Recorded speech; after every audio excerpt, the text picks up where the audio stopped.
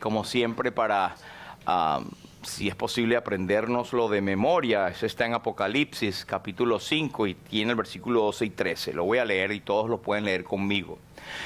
El cordero que fue inmolado es digno de tomar el poder, las riquezas, la sabiduría, la fortaleza, la honra, la gloria y la alabanza por los siglos de los siglos. Amén. Amén.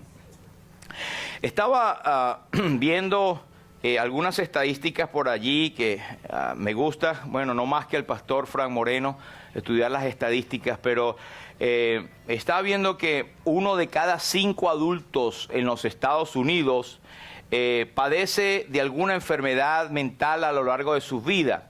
Y esto muchas veces está asociado con trastornos de ansiedad, de depresión, de desánimo.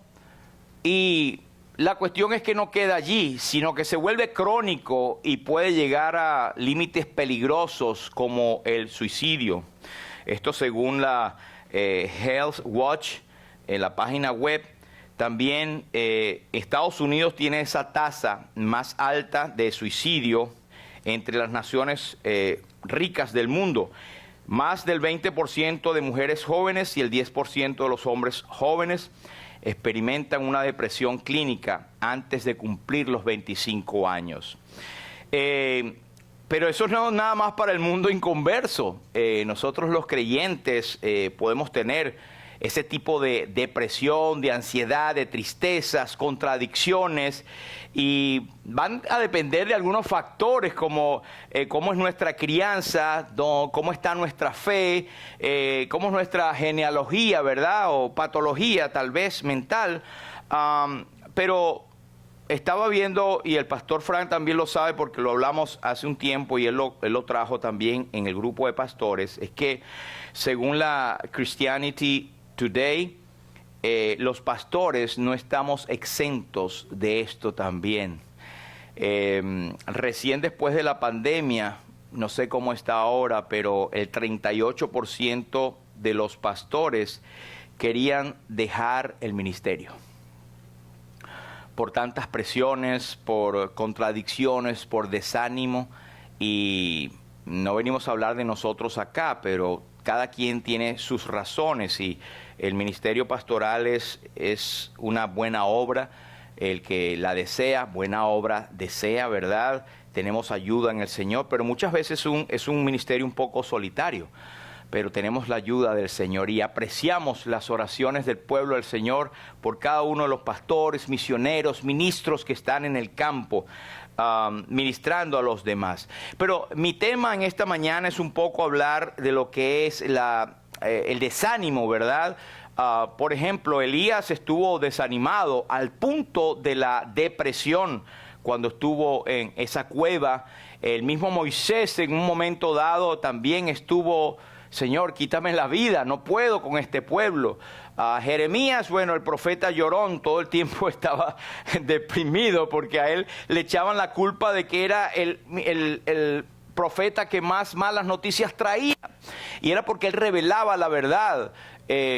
Bueno, muchas personas, hombres bíblicos, han tenido estos encuentros. David ha estado, según los salmos, en muchos momentos de depresión, de desánimo, de angustia. Y yo creo que eso está allí porque el mismo Señor nos quiere enseñar que todos nosotros somos humanos y podemos pasar por estas situaciones, ¿sabe?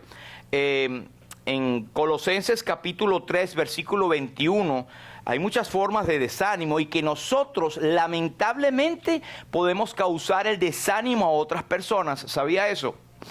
Por ejemplo, como padres podemos hacerlo. En Colosenses 3 y 21, el apóstol dice: padres, no exasperéis a vuestros hijos para que no se desalienten.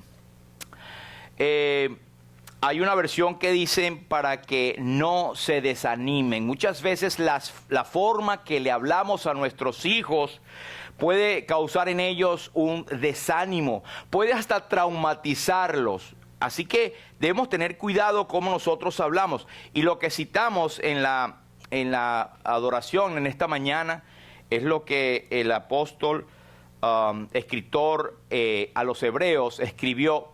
Considerad a aquel que sufrió tal contradicción de pecadores contra sí mismo, para que vuestro ánimo no se canse hasta desmayar.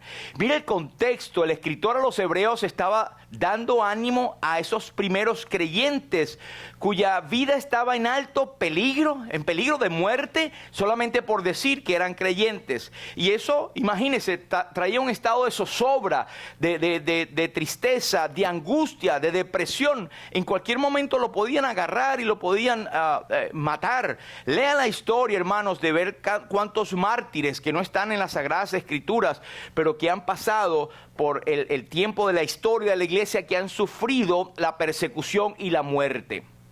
Esta versión de Nueva Biblia de las Américas dice: consideren pues a aquel que soportó tal hostilidad de los pecadores contra él mismo, para que no se cansen ni se desanimen en su corazón. Ahora, este mensaje es para nosotros hoy en día. Cuando nos sintamos desanimados, tristes, impotentes, bueno, pensemos cuánto nos sufrió nuestro Salvador, cuánto fue la carga inmensa que Él llevó por nosotros. No, que yo fui traicionado, que a mí nadie me quiere, que sufro pérdida, rechazo. El Señor fue rechazado cual ningún otro. Y fue despreciado, desechado, fue despreciado de tal manera que fue a la muerte. Sus mismos hermanos al principio le despreciaban.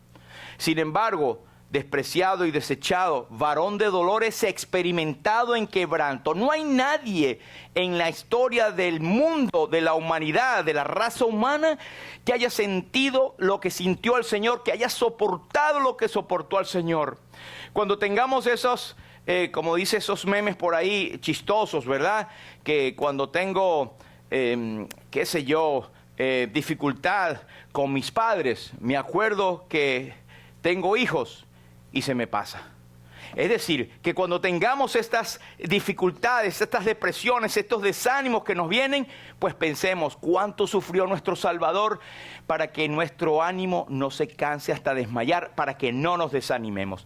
Y una vez aprendí que en esta parte, cuando dice considerad, es sacar la cuenta, hacer la sumatoria, poner las cuentas claras sobre la mesa y decir cuánto he estado sufriendo yo.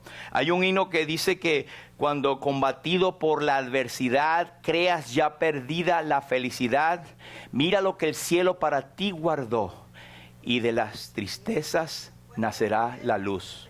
Esa es otra, exactamente, esa es otra versión. Cuenta las riquezas que el Señor te dio, bendiciones, cuántas tienes ya. Pero el punto es, hermanos, que el creyente se puede desanimar, pero tenemos una ancla, tenemos la roca imperecedera de los siglos para que nuestro ánimo nuevamente tome vigor. Así que quería dejarles este versículo para que pudiésemos entender un poquito qué es el desánimo. Bueno, el desánimo es sencillamente, es la palabra griega atumeo, es estar sin fuerzas para seguir. A veces sencillamente no queremos seguir, sencillamente estamos sin fuerzas, sencillamente no tenemos la motivación, estamos descorazonados, nos falta la ilusión o el ánimo para hacer algo, o dejar algo, o estamos cansados o desfallecemos. Mire, la Biblia nos habla que Dios es especialista en esto. Dice, Él da esfuerzo al cansado y multiplica las fuerzas al que no tiene ninguna. Cosas que nos pueden desanimar, hermanos, cosas que nos pueden sacar de balance, cosas que nos pueden sacar del estado de ánimo que debemos tener. El cristiano tiene que ser una persona feliz. No podemos andar por el mundo con una cara amargada de que todos nos odian o que todos me salen mal o que mira cómo me tratan en mi casa o en mi trabajo o los compañeros de estudios o de trabajo también. Hermanos, nosotros debemos demostrar que tenemos algo especial porque lo tenemos. Que los demás vean en nosotros que quieren más bien tenerlo. ¿Qué tienes tú que tienes tanta resistencia a pesar de lo que está alrededor? Pues tú estás tranquilo. Pero a veces, lamentablemente, las cosas no están tan malas y nosotros estamos mostrando o pintando al mundo una cosa peor. Entonces, ¿qué querrán decir los amigos que nos rodean? Bueno, para tener una fe como la tuya, prefiero quedarme como estoy. ¿Sí me explico, hermanos? Nosotros somos cartas leídas y hay una forma también de predicar el evangelio, que no es nada más hablando. A veces decimos, sí, estoy muy feliz, pero avísale a tu cara porque no lo pareces. Entonces debemos mostrar con nuestros hechos. La muerte, cómo no, nos causa tristeza, nos causa desánimo, la enfermedad, o que, por ejemplo, lo que hemos leído en esta mañana, un futuro incierto para millones de trabajadores y de familias que han venido buscando un mejor propósito en este país, y aupamos porque puedan hacerlo de la manera correcta y legal, pero eso trae desánimo. También enamorarse puede traer desánimo, ¿verdad? O fracasar en un proyecto que tenemos. Sabe que hoy en día hay un error muy grande. El error de, usted encuentra algunos grupos cristianos que dicen, no, hombre, usted no está ni enferma ni está desanimada. Yo declaro que usted no está enferma. Y usted tiene una fiebre que no se la brinca un venado, como decimos en mi país. Yo estoy con esta situación, no, yo declaro, yo decreto, yo reprendo esa enfermedad. Hermanos, si eso, estaba viendo un poquito de historia, eso viene de los años 700 y tiene que ver con la metafísica también. ¿Quién es el que puede decir decretamos, yo decreto? Una persona que tiene un nivel de autoridad tal que puede ejercer, fabricar, hacer leyes y ejecutarla. ¿Usted la tiene? Oh, en lo espiritual lo tengo. ¿Cuándo? ¿Quién le dijo que lo tiene en lo espiritual? El mismo arcángel Miguel en Judas 1:9 dice que cuando el arcángel Miguel contendía con el diablo, disputando con él por el cuerpo de Moisés, no se atrevió a proferir juicio de maldición contra el mismo diablo, sino que dijo, te reprendo en el nombre de Jesús. El Señor te reprenda. Hermanos, si yo entiendo, es que estamos rodeados de tanta influencia que a veces se nos escapa. Si declaramos, yo reprendo. Usted declara el evangelio de Jesucristo que ya está allí. Usted no tiene poder ni tiene autoridad para declarar, para decretar, para reprender a nadie. Cuando decimos que el Señor le dijo a aquellos discípulos, y estas señales seguirán a los que me siguen, a los que creen, y echarán fuera demonios, hollarán serpientes y todo. Todo eso se cumplió en el tiempo que Hebreos nos dice, con señales y prodigios para testificar o atestiguar el poder del evangelio. Cesó, ya no es necesario. Sin embargo, Dios puede actuarlo en algún momento, pero no en la soberbia de muchos al decir, tú no tienes nada, yo declaro, yo decreto, yo te establezco. ¿Quién eres tú para hacer esto? El salmista dice, ¿quién es el hombre para que te acuerdes de él, o el hijo del hombre para que tengas de él memoria? ¿Qué debemos hacer, hermanos, respecto a estas cosas, respecto a cualquier enfermedad, respecto a cualquier depresión, situación que tengamos, hermanos? Vamos a ponerlo delante del Señor. Es más, para orar, nosotros a veces caemos en el error, Señor, que esta persona pueda ser sanada. Pero si la voluntad del Señor es que no se sane, si la voluntad del Señor es que tiene un propósito para esa persona, para que aprenda, para que moldee su carácter, para que dependa más del Señor, para que el Señor se glorifique en un momento dado en su familia, no lo sabemos. Entonces, en Santiago, Él nos dice, en el 4:15, nos dice, en lugar de lo cual deberías decir, si el Señor quiere, viviremos y haremos esto o aquello. Si el Señor lo permite, use en su vocabulario. Hermanos, miren, nos vemos el lunes, si Dios quiere. Eso es una costumbre sana, es una costumbre bíblica. Estamos remitiéndonos a la voluntad del Señor. Muchas veces también nos autoproclamamos como las personas tal vez que conocemos más o que sabemos más o que nada va a venir porque nosotros tenemos todo controlado. Como dicen la expresión, y perdónenmela, que dice, esa persona tiene como si fuese a Dios agarrado por la barba, ¿verdad? No es así, hermanos. Debemos ser respetuosos de la voluntad del Señor. El Salmo 8:6 nos dice, para que tengas de él memoria, ¿qué es el hombre? Debemos decir si el Señor quiere. Así que usemos esa palabra, aún para el que esté deprimido. Usted puede decir, yo voy a quitarme o voy a salir de esto si el Señor lo permite. Si el Señor quiere, tengo esta enfermedad que el Señor está trabajando en mi vida, en la voluntad del Señor saldré adelante. Y cuando nosotros nos pongamos al lado para orar con esa persona, también podemos decir y meter siempre la soberanía de Dios. El problema con esta situación de decretar, establecer y proclamar, ¿no? Yo decreto, yo establezco, yo proclamo, ¿qué más? Todo eso. Bueno, es que estás poniendo a un lado la soberanía de Dios y te estás haciendo Dios. Estás como algunos que han llamado al Espíritu Santo como su Dios, su obrerito, y que nosotros somos diositos chiquitos que podemos hacer lo que querramos, que podemos mandar al Espíritu Santo. Esas casi blasfemias se han oído en este siglo. Pero las consecuencias de la tristeza, del desánimo, traen, hermanos, podemos tener depresión. Por ejemplo, lo primero, ¿sabe? Yo no sé por qué, pero lo primero que viene es, yo no voy a la iglesia porque me siento deprimido o me siento deprimida. O tengo un problema, no voy a la iglesia. O sea, estás alejándote de la fuente donde tú puedes encontrar refrigerio para tu alma. Estás como despreciando el llamado del Señor cuando dice, venid a mí todos los que estáis trabajados y cargados, y yo os haré descansar. Entonces, hermano, quítese de la mente que ese primer pensamiento de alejarse de las cosas del Señor, eso es del enemigo 100%.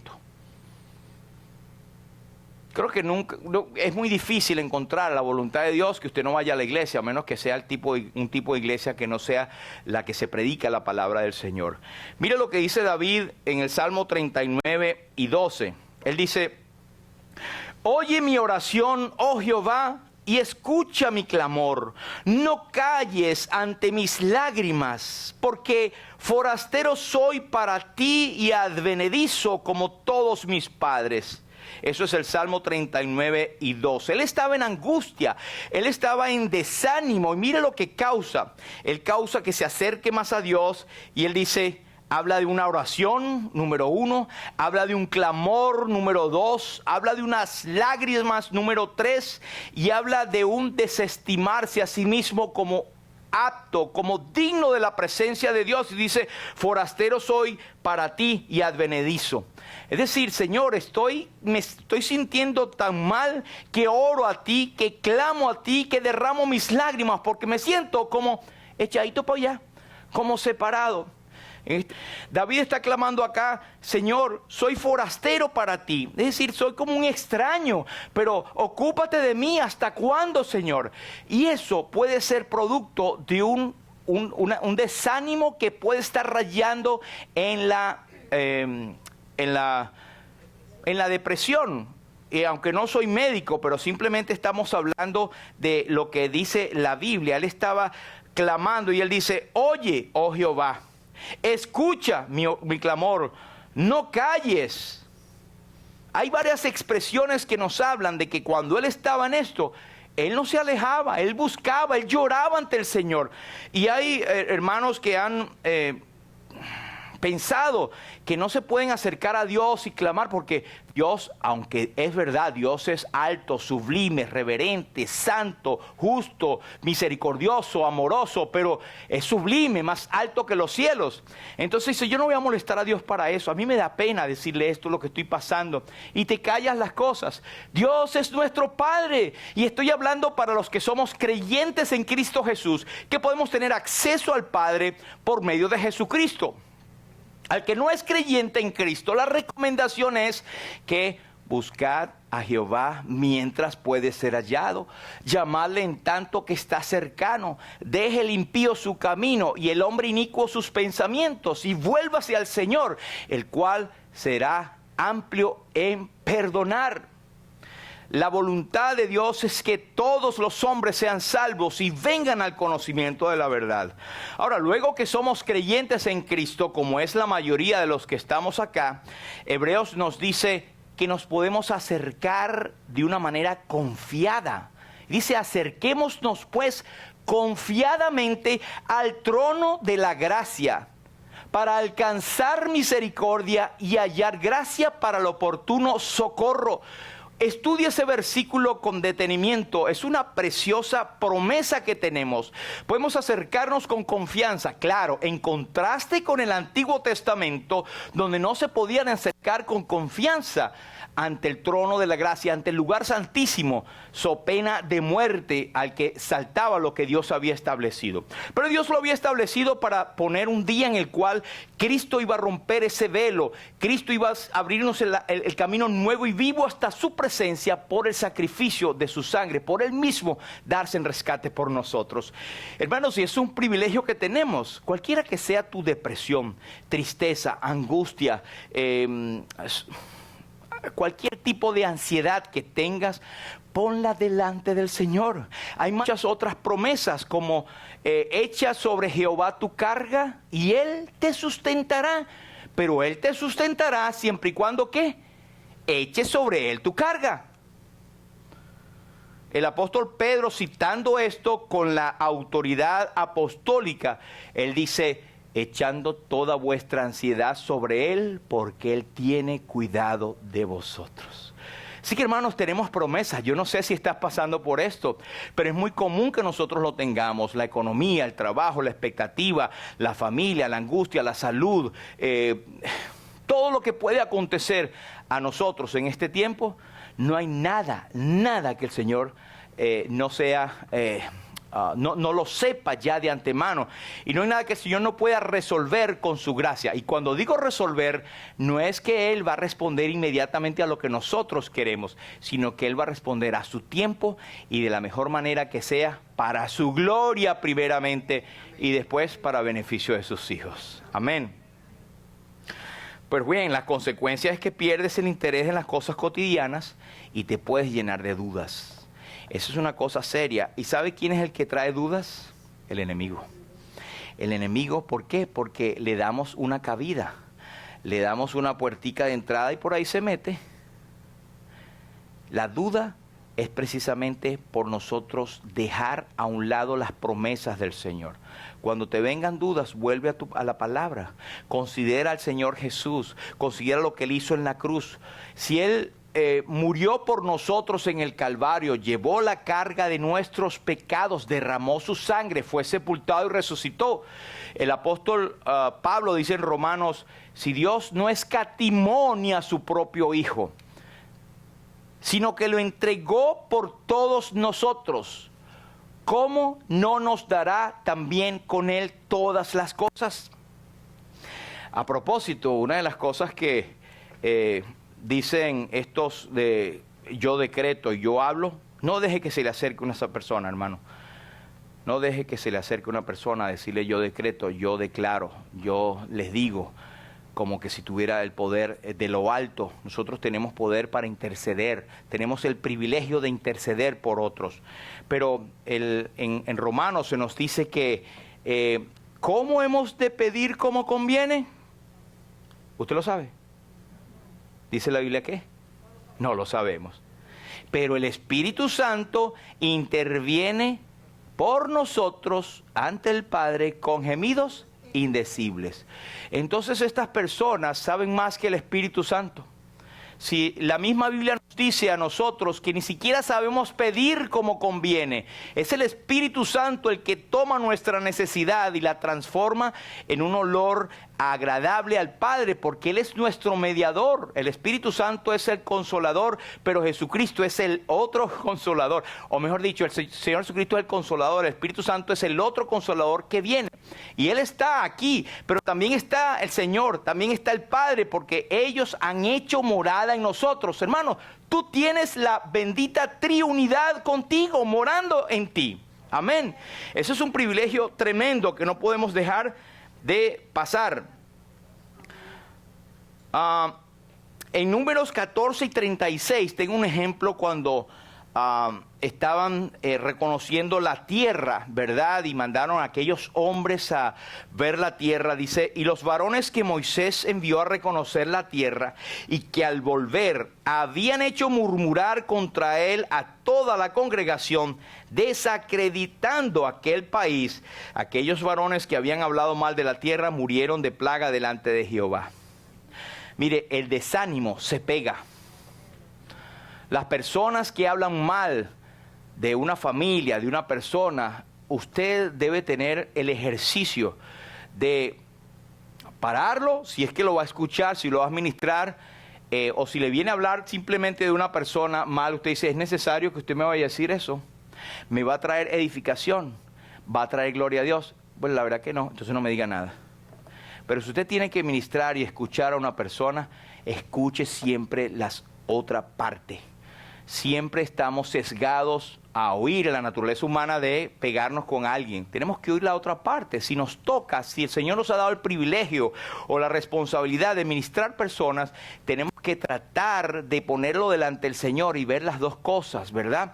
El Señor nos ha dado el privilegio y la responsabilidad de también juzgar. Si no, ¿cómo sabemos que una persona es salva o no? El Señor le dice, por su fruto los conoceréis. Hay una forma de juicio, una forma de discriminar si es verdadero o falso por sus obras. El desánimo inhabilita nuestras acciones y también hace que esto se extienda. Un poco de levadura leuda toda la masa. Así que al contrario, usted aplique una píldora antidesánimo y tráigale. ¿Sabe que en la experiencia hemos visto que cuando estamos en un lugar, usted ha visto que estamos con como la gasolina un poquito baja, ¿verdad? En cuanto al ánimo, por varias cosas, estamos cansados, no tenemos ganas de hablar con nadie. Ha pasado, ¿verdad? Ring, pastor, mire, ajá, dígame, sí, ay Señor, dame fuerza. Y uno termina, hermano, y esto es una bendición que quiero compartir, uno termina más animado que lo que estás tratando de animar, porque el Señor te da, así que tenga el ejercicio cuando usted se siente desanimado, alguien va a venir y tocar a su puerta, en otras palabras, a llamar a su teléfono, a textearle que necesita una palabra de ánimo. Nunca le vaya a decir, mire, estamos igualitos, bienvenido al club. No, hermano, aproveche esa ocasión y diga, bueno, mira, esto es lo que el Señor dice en su palabra. Echa sobre Jehová tu carga, Él te sustentará. El Señor está contigo. Es la voluntad del Señor que tú estés pasando por eso. No sabemos hasta cuándo, pero el Señor está a tu lado y Él te va a sacar adelante en su debido tiempo. Así que cobra ánimo, hermana. O cobra ánimo, hermano. Y el Señor te estará dando a ti también en ese momento porque estás cumpliendo obra de intercesor, de evangelista, de ministro de la palabra de Dios. Amén. En Josué 1:9 hay una palabra de ánimo que dice, mira, Josué dice, mira que te mando que te esfuerces y seas valientes, no temas ni desmayes, porque Jehová tu Dios estará contigo a donde quiera que vayas. El Señor estará contigo a donde quiera que vayas. Esto es lo que el Señor nos dice en esta mañana. Hay la nueva versión internacional, mire cómo dice este versículo, dice, ya te lo he ordenado, sé fuerte y valiente, no tengas miedo ni te desanimes, porque el Señor tu Dios te acompañará a donde quiera que vayas. El Señor tu Dios te acompañará a donde quiera que vayas. Así que, hermanos, estos son simples ejemplos de la palabra de Dios y voy a mostrarle ahorita para concluir ya las etapas de desánimos o algún tipo de desánimos con algunos de los ejemplos bíblicos. Por ejemplo, hay un desánimo cuando tenemos temor a los grandes retos. Ay, viene algo muy grande, ay, yo no puedo, ya me desanimo, me da miedo, quiero encerrarme, quiero perderme. En las palabras del salmista, ¿quién me diese alas como de paloma? Ciertamente volaría yo y escaparía, me apresuraría a huir de los vientos borrascosos de la tempestad, o huiría lejos, en el desierto sería mi morada. Ese salmo es un favorito mío porque en esa edad de 15, 16 años, no sé por qué los jóvenes tenemos, mira, ese momento de no sé, de desánimo o de depresión, ¿verdad? Es como esa etapa de cambio entre niño y adolescente que no lo sabes manejar, pero ese era uno de mis salmos favoritos y el Señor me dio fortaleza con ese salmo. Y decir, bueno, si David, que era tremendo hombre de Dios, pasaba por eso y quería volar como yo, bueno, ¿cuánto más yo? El Señor está con nosotros. Temor a los grandes retos. En ese momento de la historia, cuando el Señor estaba entregando la tierra al pueblo de Israel, le dice: mira, Jehová tu Dios te ha entregado la tierra, sube y toma posesión de ella. Como Jehová el Dios de tus padres te ha dicho, no temas ni desmayes. Les cito otra versión, la Nueva Traducción Viviente. Mire cómo dice: miren, el Señor su Dios ha puesto esta tierra delante de ustedes. Vayan y tomen posesión de ella, como les dijo en su promesa el Señor, Dios de sus antepasados. No tengan miedo ni se desanimen. No temas ni desmayes. Cualquiera que sea el reto que tú tienes por delante, cualquiera que sea el desánimo que tienes, hoy el Señor nos dice: no temas ni desmayes. Y si lo quieres en otra versión, Él dice: no tengas miedo ni te desanimes. Cuando el Señor da en su promesa, Él cumplirá. El Salmo 145, David dice: cada día te bendeciré y alabaré tu nombre eternamente y para siempre. Y él dice: grande es Jehová y digno de suprema alabanza, y su grandeza es inescrutable. Es decir, no se puede comprender. Es demasiado profundo para nosotros contar la grandeza de nuestro Dios. Generación de generación celebrará tus obras y anunciará tus poderosos hechos. Esto en la mayoría de los salmos, cuando David hablaba de esta forma, todavía estaba en el problema hundido. Sin embargo, él proclamaba, porque él llamaba lo que no se ve como si se viese. Y esto es lo que el Señor llama fe en nosotros. Nuestra es la victoria en el Señor Jesús. En palabras del Nuevo Testamento, dice: vosotros sois más que vencedores por medio de aquel que nos amó. Amén. El número 2, tenemos desánimo cuando tenemos miedo a la gente mala. Mire, y es interesante porque esto es cuando hay gente alrededor que parece querer estorbar lo que el Señor quiere darte, quiere hacer en tu vida. Y esta es la expresión de promesa en Deuteronomio 31:6. Esforzaos y cobrad ánimo, no temáis ni tengáis miedo de ellos, porque Jehová tu Dios es el que va contigo, no te dejará ni te desamparará. Y usted puede traerlo al Nuevo Testamento, en Efesios capítulo 6 y versículo 12, cuando tenemos a nuestros enemigos.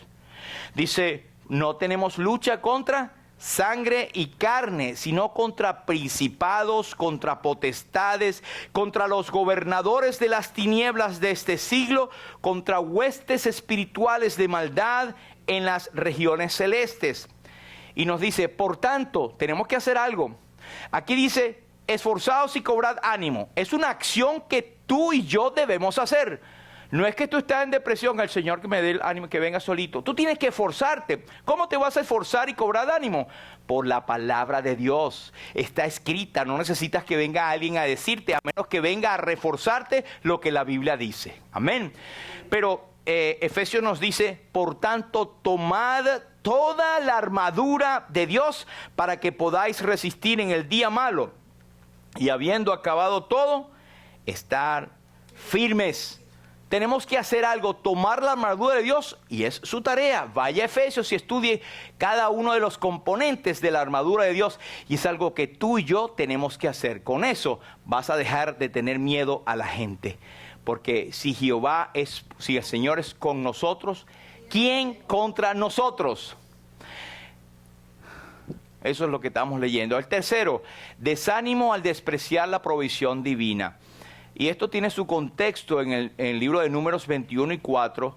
Después partieron del monte de Or, camino del Mar Rojo, para rodear la tierra de Edom, y se desanimó el pueblo por el camino. ¿Sabe por qué se desanimó? Porque ellos decían: estamos ya cansados de este pan tan liviano. Dios les estaba sosteniendo con el maná. Y ellos tuvieron miedo de los enemigos, pero también estaban cansados de ese pan tan liviano. Imagínense, estaban en pleno desierto y el Señor les estaba alimentando con el maná celestial. tenían era que recogerlo y guardar, no guardarlo, sino la provisión diaria. Si lo guardaban hasta el día siguiente, ¿saben qué pasaba? Se podría, se volvía piche, ¿verdad? Hedía, venían las moscas. Y ahí Dios estaba enseñando de que basta cada día su propio mal. Tenemos que tomar de la bendición del Señor diariamente y no tenemos que afanarnos por el día de mañana, porque el día de mañana traerá su propio afán.